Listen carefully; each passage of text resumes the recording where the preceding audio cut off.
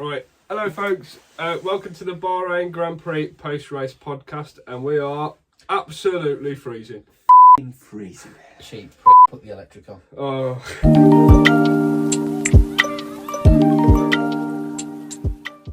Right, you got the light, what more do you want? Oh yeah, it's lovely. It's the cost of living crisis. You got the cost cap in real life as well. Well, recap, I think we should go through the teams in constructor order, front to back, how we all like it. Starting off with McLaren. Who? McLaren. McLaren. That's what I mean. Who? Well, both of them. There was both. No. I mean, who? Bruce. Oh, Bruce. I mean, like, you might as well not turn up. That was Paul. Who's got the phone on? Put it on silent. No, they was. I think Piastri. I want to start off first. I thought he was quite racy. Yeah, to be fair. Qualified poorly, which, standard first F1 race. I think he got into the race. Yeah, he tried the overcut, but made a good few overtakes. Nothing special, but worked his way up the order nicely. And then his car decided to Windows reset. Yeah. Have you seen all the memes about like Windows refreshing all the updates? Yeah, the blue screen. I was just watching it. I was thinking, he's just sitting there trying to like log off and log back on again. Hello, IT. Have you tried turning it off and on again? I mean, just sitting there in the pits for about 30 seconds. Like, it's not working. I think the internet's off. I mean, Zach Brown did come out and say that they think the car's actually quite quick. They just played with reliability. I'm inclined to agree. I mean, Norris, when he was able to, get some time on track, and he was in the middle of that Alonso-Hamilton battle. He was keeping up with them, wasn't he? It wasn't so much keeping up, but he was just tagging onto the back. I don't know if that's so much DRS or the fact that he probably always and he'd always got fresh tyres because he was always in the pits. Yeah, but he didn't look a million miles off it. I think he didn't. In all fairness, if they fix and get their together, it'd be a decent midfield team. I said to myself that time. They'll be able to. I don't think they'll be in the high midfield like Mercedes and Aston Martin. No, but I think they'll be in that next bracket down with the likes of Alpine, maybe in throwing in Alfa Romeo, just that sort of range. I don't think they're going to be within the top four this season. I think they'll be in that lower half of the midfield where pretty much every single one of the teams probably be is. around about 6th, won't they? Something like that. Yeah, exactly. I mean, it was just poor reliability and poor management from the team. I think that's just messed up their race. Yeah, I felt so bad for Lando. Yeah, I mean, how many pit stops? 5 or 6? Yeah, apparently he punched a hole in the wall. Punched a hole in the wall. Yeah, in their temporary setup. There's talk that he just. You can believe it though, can't you? Yeah. Like, not really. He was just sitting there. What were they filling up his engine with air or something? Like that, the air compression had just completely gone. I mean, Ted Kravitz covered that for us pretty well, didn't he? He sort of said, all right. Yeah, Lando's in the pit to get what they're doing, and I'm filling up his engine. Same again. I feel like after half race distance, they've got all the data they're gonna get. There's no way he's getting any further up the grid. They should have just gone right. Come in.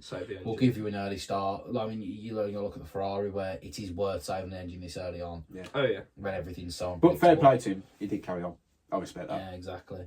But then, as you move up the grid and you look at somebody who was also at the bottom this race weekend, who probably shouldn't have been there, Haas. Yeah, I was very disappointed for that. I did expect more from Haas this weekend, to be honest. I mean, I know McLaren did bad, but I thought the drivers, just those two in particular, Piastri and Norris had a better race weekend than Hulkenberg and Magnussen. Yeah. Because, Hulk had a great qualifying. Yeah. But Lando was unlucky to be where he was. And then Hulkenberg got onto the race and thought, nah, just did a Kevin Magnussen start and just went boom, boom, boom, boom down the grid. Yeah. It's just went bowling. For two experienced drivers, they should know what they're doing. Oh, definitely. A lot more than they did. But it's a Ferrari-powered team. Well, Gunter Steiner says that the Ferrari engine in the Haas this year is an absolute rocket ship. And but he also said last season... Really confident. He said last season he would have fucked people in the paddock just for 2 points a season he before. Didn't. He said he would have hugged people in the No, paddock. he said fuck. He corrected himself on Drive to Survive. He said hug. No, I believe in Gunter Steiner and his big sausage was going around the paddock doing for him 2 points. But It was just a poor weekend overall for them. I mean, it got to the Saturday, and I'm sure you were grinning from ear to ear when Hulk was like up in the top 5, top 6. Yeah. In terms of lap times. It was all. And then he just dropped off. Well, he dropped off. He got to turn 4 and then decided, actually, I don't like the front of my car, and just ripped it off. And then instead of, I mean, they should have trundled around after that. They could have probably pitted him a lot earlier than they did. There's no safety car as well this time, really. They had that virtual safety car. Yeah, and everyone knows in Bahrain how powerful that undercut actually is. Yeah. They could have pitted him a few laps earlier to just trial a new strategy instead of maintained it, and that's what dropped them completely down the grid, I think. And also the fact he didn't look like he was battling away through the midfield, and considering, you know, with Leclerc's retirement, there was an opportunity for a team like Haas to completely capitalise, like the likes sneaking on the points or something. Well, like Albon did. Yeah, just like Albon. Yeah, they was quality, but a team that sort of looked completely in no man's land this year. Well, this race, sorry. AlphaTauri. Yeah, they didn't. I just felt like they didn't really turn up either. No, Valtteri was all there right to make up the numbers. Yeah, Joe was just nowhere to be seen now, was he? Let's face it. You're thinking of Romeo, yeah. Tauri. Oh, you're on about Tauri. There you go. Yeah. But yeah, if you want to go to AlphaTauri, you're saying I'm coming back to that later about Alfa Romeo being a nowhere. I'm trying. I've got a cold. I'm trying not to sneeze. I was concentrating on that. Harry's right in the firing line. Well, no, I do. I looked at AlphaTauri's team. Nick De Vries was being a bit hyped up, like, oh, he could come in, be a bit racy from the start, challenge Tsunoda. He didn't look off the pace. I did think he got screwed towards the end when they pitted Tsunoda, and Tsunoda wasn't very lenient when overtaking, doing the double overtake. I don't know who the second one was, but he definitely, I think it might be Magnussen. He overtook Magnussen and De Vries in one corner, and I thought that was a bit. He could have been a bit more lenient with De Vries because he left him properly on the back foot there. He was doing a good job defending. But he has got a point to prove at AlphaTauri now, hasn't he? I have to say, we brought up that point last week, and we said about the fact that, you know, if Yuki Tsunoda is going to stay in F1, he has to do it this season. And he has to do it the first half of this season, because you know what Red Bull are like. They will drop you like a stone if you're not quite up to it. And I actually thought that Yuki was quite racy at the start. I think he made some overtakes. He was getting involved, he was getting stuck in. I just don't think they've got the car under him this year. No, they do look poor, and considering their sister team are, I mean, we'll speak about them later, but out and out, unbelievable. Miles in front. It's a bit of a shame watching this, you know, AlphaTauri just trundling in the back. Yeah. Like, you look 2 or 3 seasons ago when you had the likes of, you know, Gasly in the car, you had Albon in the car, those two drivers especially, becoming so racy and just so, you know, a force to be reckoned with. Yeah. And now they just don't look comfortable. They don't look secure. It's really, really worrying to see about that team and where they might end up in the next few years if you are an AlphaTauri fan, which I don't think there is actually any. I don't know one AlphaTauri fan. Yeah, it's all Red Bull spin-offs, any. Yeah. He wants to get some Italians. Some Italians. Some Italians. It's their second team. It's more Italian. They're born a Ferrari fan in Italy. And they turn into an AlphaTauri fan. Then after Matteo Binotto's antics and their strategy last year, like, you know what, might as well just support AlphaTauri. Yeah. I feel like AlphaTauri really should have been battling up him, you know, especially again, I've mentioned it before, there was a lot of retirements, it seemed. You had Ocon drop out, you had Lando basically a retiree. I know he wasn't technically, but he wasn't anywhere near competing. Piastri, again, nowhere near competing, was a dropout. Leclerc had that failure. That leaves potentially 4 points contending drivers, and all those places was up for grabs. And AlphaTauri, if they want any points this season, should have been there. They need to be the ones capitalising upon these retirements. Someone like someone like Williams did actually capitalise on it. And bought through our prediction, which we thought of, they look good. Yeah. For where they was last season. I mean, it's going to take a few races to find out whether it's just a one-off again. But they look capable of, you know, being in the midfield for the first time in a very long time. Yeah. And you know what, Logan Sargent, fair play to him. He stayed out of trouble. Okay, he didn't get points, but where did he finish? Was like 12, was it? 12. 8 seconds off Albon. Yeah. Class. First race, can't remember that. Really, really good. A lot of people seen. kept himself out of trouble. Yeah. I mean, they're going to Saudi next week. And then Australia, they scored points in Australia last season, and Saudi Arabia found, well, it is a very fast track and very straight line. You can expect safety cars, you can expect retirements. Yeah, and if all they've got to do is just keep trundling along, not cause a scene, pick off them few 3 or 4 points, and a 7th, 6th position in the Drivers' Championship for Williams would mean so much more. It'd be absolutely massive. And when you think about it, you think of 3, 4, 5 years back, you think of 2018, 2019. Well, like the Russell and Kubica. Yeah, and if they were to get... I mean, Kubica got that 1 point, and they celebrated as if they just won the World Championship. Yeah. The Constructors' Championship. 1 point would be so much. You had so many near misses with Russell, and he'd make a mistake. He had that safety car incident in Imola. And he then had the next year at Imola. The Hungary double point score then. And then they finally broke that duck at Hungary. But they actually seem to have turned a page. And I think a lot of that's down to belief. Now they've actually scored points. Now Albon's in the team, and Albon's scored points as well. First time in a good few years they haven't had a paid driver. They haven't got a paid driver no more. Which is huge when you consider how utterly shite Nicholas Latifi is. Yeah. And he's bad. When you look at the drivers on the grid it's bad when you consider Sargent has just come in and on his first race finished 12th. And he's very young. And he's very young. Latifi would have done that. Is he 2nd or 3rd in F2 last year? Yeah, third or 4th, I think. Yeah. He was definitely in the He top was fighting with Lawson and Jack Doohan, wasn't he, at the time? Yeah. I think he just... he was up there with the likes of... there was talk of him not even getting that 6th place to make his points up for his licence. And then he's come in this season. And he's just come in and finished 12th. And he's got that disadvantage of being an American. Why? Well, they are just Americans, aren't they? Just American. I mean, the likes of Williams, I think they had a very good weekend. And all things considered. And I think both Very drivers helpful. can leave with their head held high, unlike the next team, Alpine. Mixed weekend for them. Gasly started 20th or 19th, was it? Yeah, he was like last, wasn't he? He was from last, wasn't A typical weekend. Bleep that. So that one's not making it. And he finished 9th though. He finished in the points. Yeah, he had a good race. It's a long race. It's 57 laps, but he plodded along. He kept himself out of trouble. And to say he's literally just stepped in this team, he's shown Ocon how to do it. Yeah. He's made him look like a right mug, I think, this weekend. I don't think he should be applauded too much though, Gasly. What's that? He should have been qualifying in the position he finished. He should have. Yeah. He, even without his deleted lap time, he was still in the 5th slowest drive. Yeah. But it was good of him to make up for that. Oh, yeah. He made up for it. He should have done it, but he made up for it. Incredible drive to make up for it, but shouldn't he be starting there? Yeah. Shouldn't he be on pace with Ocon? I mean, Ocon was completely stupid and proved my point how he's terrible. I don't even think Latifi would have done that. I mean, the 10-second penalty wasn't his fault.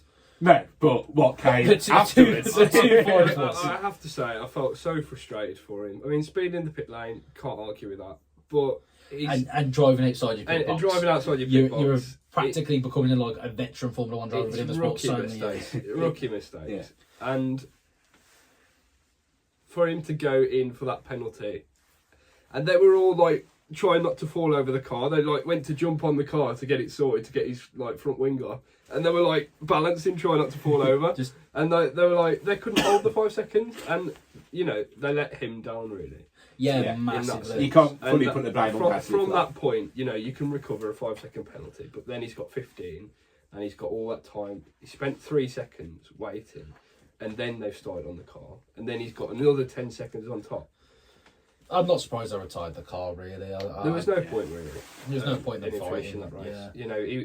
Considering Lando pitted about 5 times and he was still about at pace with Ocon. Which is saying something massive. You might as well just retire him and save the engine. I feel like they had a little bit of fun, to be fair, Lando and Esteban. Just having a bit of racing. Yeah, because he don't fuck him in anything. Bit of go-karting practice. Yeah, but then they are liable of just, Ocon just going into the side of Lando's car because he is that bad. Yeah. I mean, you look at it's a simple mistake that I feel Alpine do make often. Their overall team structure, we've seen with the Piastri drama, we've seen with the leaving when Alain Prost Alan Prost left the team, mentioning about the owner getting in off Bar Schaffnauer, who I think's unbelievably overrated as a team. Yeah, of course. I think you had the Cyril, didn't you? And he left on bad terms. It just all the doesn't. drama. I mean, Ricardo, he stayed for 2 years, and you think he's getting podiums, and Renault, as it was at the time, was looking good. Yeah. He got how many? He got about 4 or 5 fourth places, and then he got 2 podiums that year, and they were looking like they could be somewhat in the mix. Yeah. And then he's left, and you think, well, what? Why? Yeah. So there's clearly a lot going on behind the scenes. I think their team at the moment is massively struggling. Yeah. I think the only thing that is going to hold them, I mean, I'm not a big fan of Ocon, but I do believe he's a capable enough driver, Yeah, and I think definitely. Gasly will be a capable enough driver to just hold them there like Fernando Alonso did last season.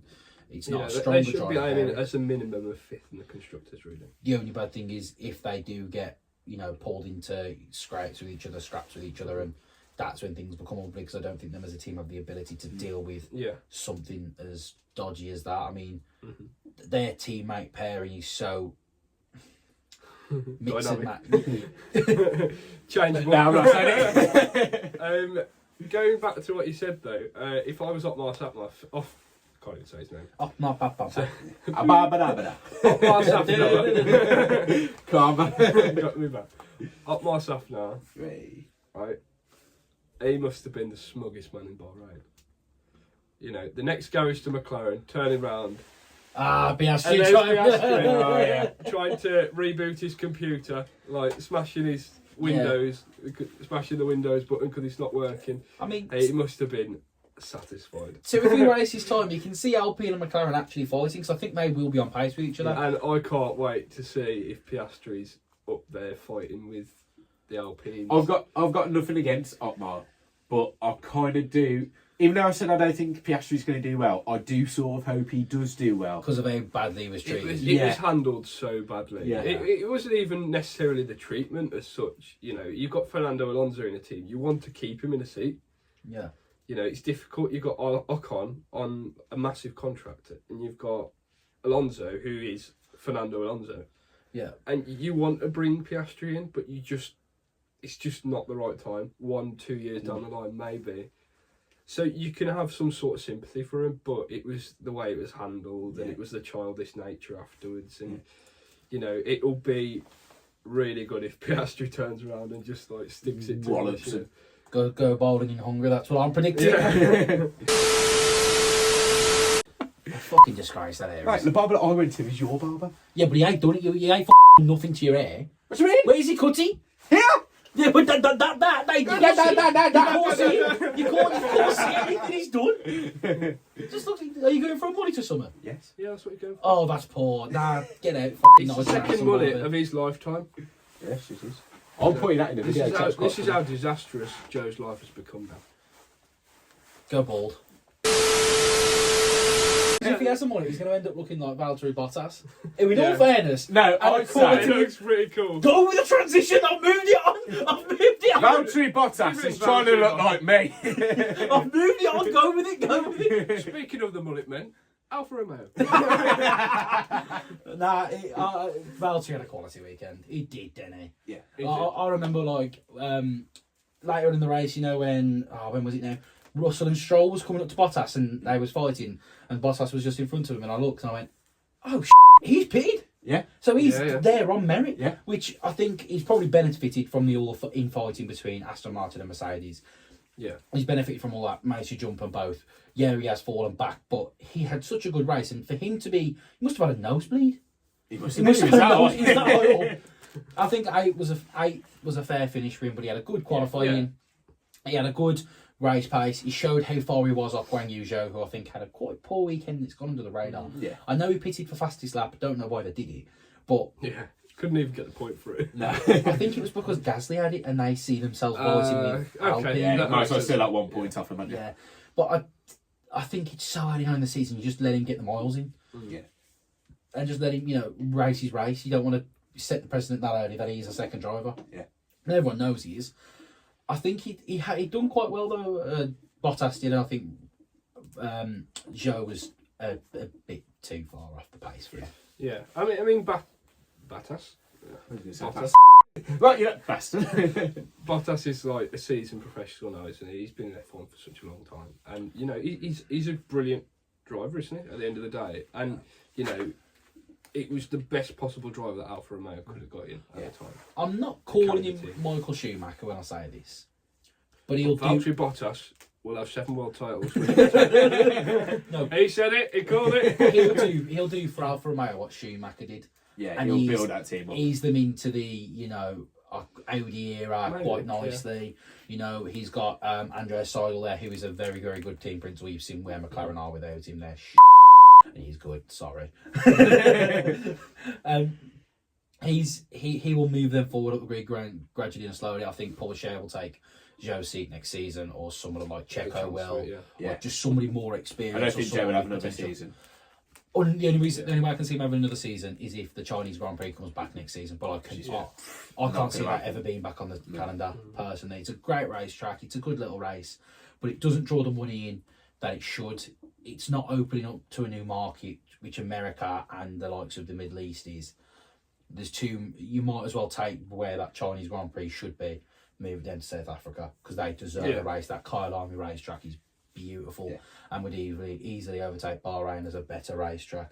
Yeah. Oh, shouts. I would say that. Probably. I don't like to agree with him, you know me, but I do agree with that. Yeah, I have to say 8th place as well. I think for any midfield team, really, you've got Red Bull, you've got Ferrari, Mercedes, and obviously Aston Martin, and the way they're looking. I mean, Lance Stroll managed to finish 6th. You know, as much as we've said about Lance Stroll, he's finished 6th with a pin in his hand. You saw the way he was realistically, finishing 8th is, for any midfield team, is the best possible result you can expect without retirement. Especially with that Ferrari power unit, which we saw went to this weekend. Sorry. When Leclerc decided to pull over, what was all that about? I mean, they finished, you know, this overall weekend 4th in constructors. I don't think that's where they'll end up finishing. No. But him pulling over to the side of the road, I didn't think they had a good weekend anyway. No. I think Fred Vasseur's come out and said that he thinks the car is on pace with Liverpool. On pace with Liverpool. On pace with Red Bull. Ferrari 7-0. We're after the other night, yeah. On pace with Red Bull, but this setup messed them up. And Leclerc was so far behind the 2 Red Bulls.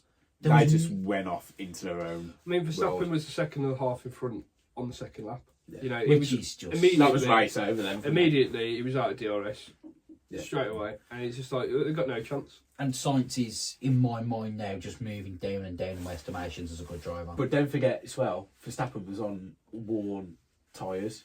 And Ferraris were on fresh tyres. And he pulled away still. Yeah. I've got to give that to him. You know, I don't like Ted, but I'll give that to him. And I think Sainz as well was just in such no man's land for so long, and then he's looked in his mirrors and there's a very angry 42-year-old Spaniard chasing after his bum. Yeah. And I'd move out of the way. I don't think anybody wants a 42-year-old Spaniard trying to scran it. So it's put him under pressure, and you're saying to the team, I don't think I can push, my tyres are knackered. And they've somehow managed to translate over from last season this massive issue they've got with tyre deg. Yeah. They can't improve it. Definitely. Which is going to become a massive, massive issue in the races to come. Jeddah, Saudi, doesn't look very easy on tyres. Especially at Jeddah. Yeah. Australia, they might be all right because, you know, as Albon showed last season, you can just whisper the tyres to the end. Yeah.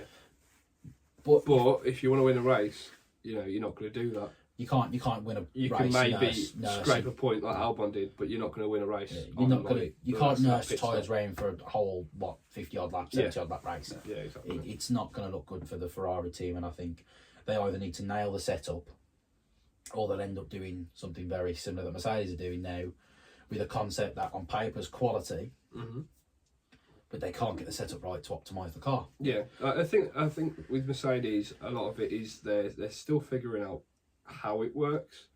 They're like, they've got the information, they've got the numbers, and they're like, in theory it can work, but it's just not worked in practice. I think they probably should have just given up by now, to be honest. I hate to say that, but the further they go along with it, the more worrying it's looked, especially given the jump that Aston Martin have made this weekend. With a Red Bull philosophy and a Mercedes power engine, and they have.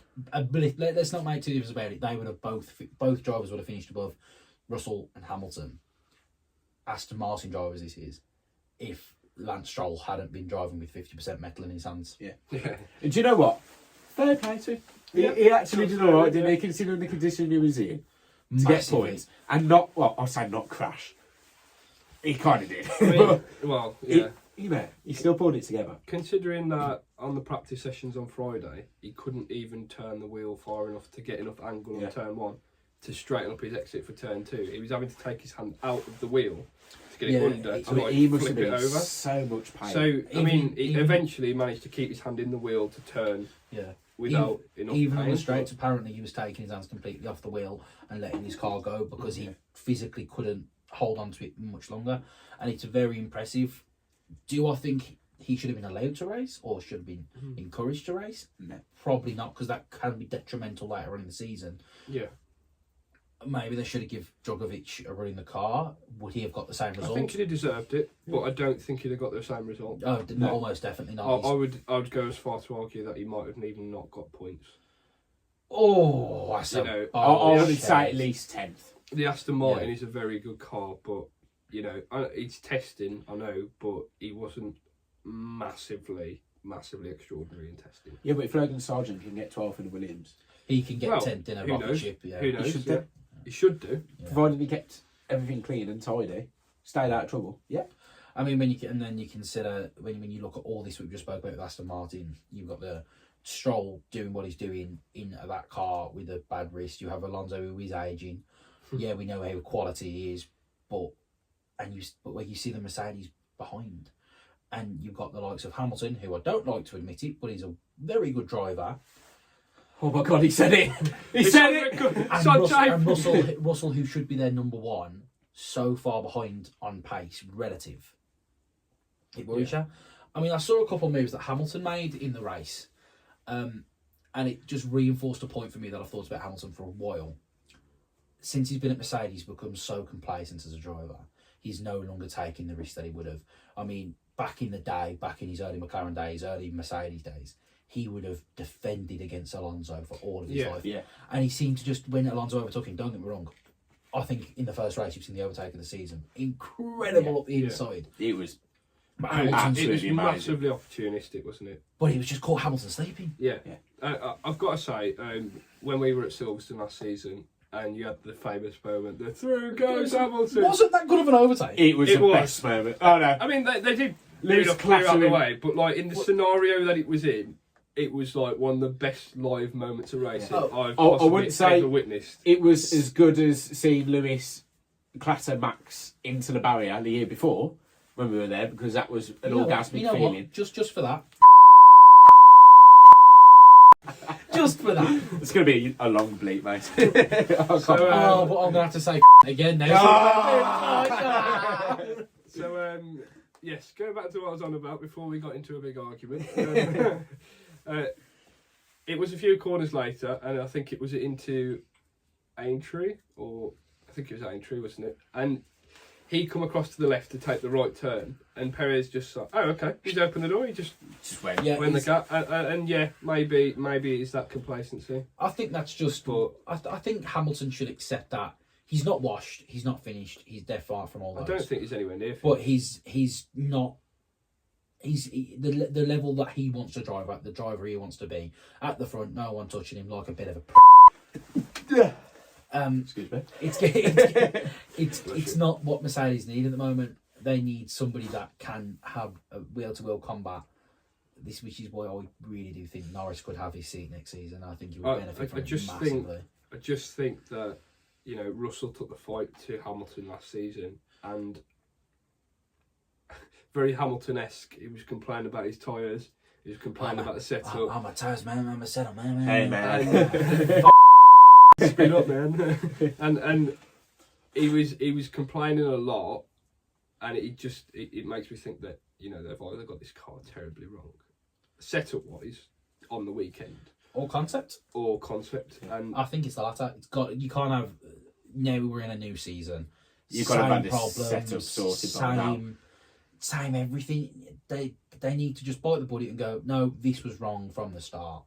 we're going to develop a new setup, a new way of thinking. But are the too far into it to go back? No. These regulations ain't going nowhere. Even with the new engines, they ain't The aero going... regulations will remain the same. And For I a have while. to say, I think if we talk about Red Bull, with the current aero regs, providing that Ferrari maintain the same Adrian Newey is providing the that goat. Mercedes maintain the same concept, they potentially could win every championship up till 26. Yeah. And depending on how the engine rigs turn out for the teams, they could take that further. I think the current state of affairs, they're due for a Mercedes style dominance. Yeah, definitely. And now Red Bull have Ford working on their engines for the next few years, ready for these new engine regs outside of the cost cap. Yeah. All the development that Ford's going to do over the next few years working on this engine isn't going to affect Red Bull's finances. And I think it should do, to be honest. I think it should do. How are you going to regulate it though? You can't. So that They'll put it on the invoice as just catering. no, but they took a new angle. They'll develop like Mercedes did when they entered Formula One in 2010. And then 2011, 20. No, it's 2010 because look, I'm getting confused with the Braun years. Allow it. 22. but they coming in 2010. They was 3 years. Developed an absolutely incredible engine, Beast, yeah. Dominated up until Max Verstappen decided enough is enough and I'm going to bum Mercedes, which they Well, comfortably did. Massey decided enough's enough. He was the better driver. Verstappen was the better driver over that year. It was one race. I tell you what, we'll do a separate episode about the 21 season. We'll argue against you. No, because I like looking my age and not looking 20 years older after that conversation. I'm just going to say to the people out there, it won't be a good watch because it will be one consistent with all the swear words that go flying back and forth. I'll just be here spectating like a tennis You know what? match. You know what? It. It's not my fault Mercedes fans are c***s. Anyway. But then Joe cries into his hoodie. I mean, back onto Red Bull this season. If they look like they did this weekend for every race, They've got it. regardless of reliability, they'll win 20 races. Easy.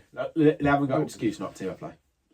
They have. The way the current climate is, they should be looking at 20 race wins. Because even with new Ferrari, Mercedes, Aston Martin developments, they are still going to be flying ahead of them. Yeah. And they've only got more to come on top of this of what they've already done. And they're going to be incredible. They went into that race and they went into qualifying and said, you know what, that car wasn't balanced. Perez wasn't happy with the car. And Perez said, I don't think the balance is correct. And they'd set it up for the race in qualifying. And they'd still got 1-2 in qualifying, locked out the front row. And then obviously come to the race. They just went off into the sunset. And then you look at even in the race, Max was complaining about his rear was locking up, things like that, and they was trying to fix it in the race. So they hadn't got their package perfect for this weekend, and they still annihilated anybody in front of them. You didn't on the Sky Sports coverage. You didn't see Max because Max was so far up the road. 30 seconds or over 30 seconds in front of the next car, Alonso.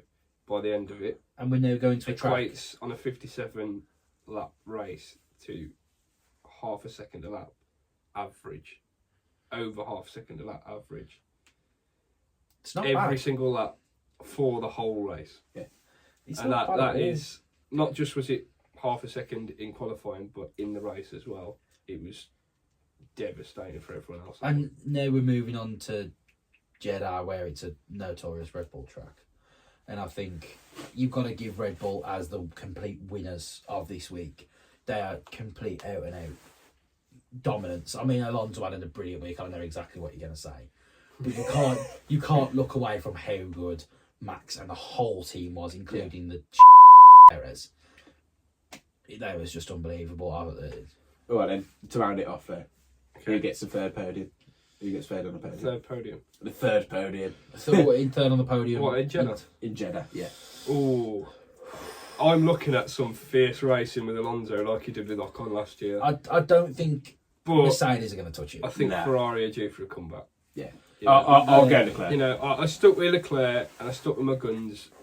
And you know what? He had to replace half his engine this time round. We'll all if go. they can get it right and they don't break down again, then he's got to be within a shout of a podium. Yeah, he's got to definitely. But we can all go away and have a think about this for our race predictions and our race preview next week.